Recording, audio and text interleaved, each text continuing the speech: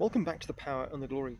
Today's scripture is taken from the book of Psalms, and it's Psalm 31, verse 19. And by the way, this is a psalm of David. But before I read this psalm, please like, share, and subscribe. It does make a huge difference to the Google algorithm. And thank you to my existing subscribers for your ongoing support. I really do appreciate it.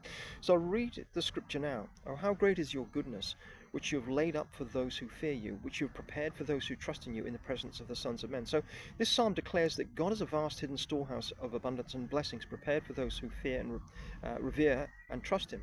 It emphasizes that this divine abundance is not only reserved for the future, but actively worked out and shown in the present, even during difficult times. So by way of context, this psalm is an exclamation of praise from David, written during a time of intense personal distress, danger, and betrayal by neighbors.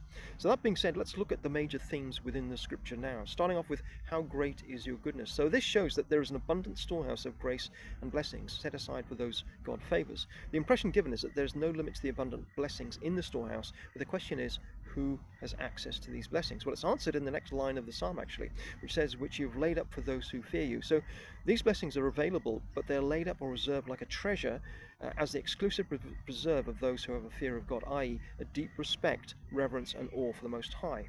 And then the next line of the scripture, which you have prepared for those who trust in you. So what this means is that God lavishes his blessings on those who actively seek and have faith in him as a point of refuge during trials. He rewards those who rely on him rather than themselves, those that trust that he will intercede and provide for them even in the most difficult of circumstances.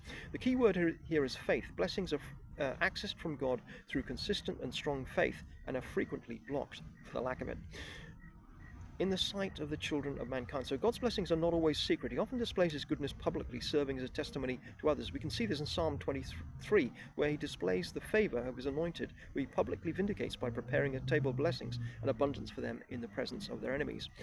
So let's now look at the practical applications of this scripture. What can we take out of it and use in our daily lives? First off, take refuge in God. In moments of challenge, fear, and danger, make God your refuge, your place of safety. Cast your worries on his shoulders and ask him to solve your problems rather than relying on yourself. In other words, trust fully in him. Point 2, expect goodness with faith-backed hope. Maintain a perspective of hope, knowing that even if you can't see it, it will come to pass. Develop faith-backed hope based on the fact that, unlike the world, God can be trusted and he never breaks a promise. Point 3, fear of God is mandatory. As a Christian, you must have an attitude that displays a fear of God, i.e. a posture of obedience, respect, reverence, and awe for God. So cultivate a life that honors God, which better qualifies you to receive his stored up blessings. And finally, nothing happens without faith. Have complete faith in God and his ability to deliver even in the most difficult circumstances. Remember, as I said earlier today in Scripture, that what is impossible for man is possible for God. If you need help with this, look to your Scriptures and see how God delivered solutions from absolutely nothing.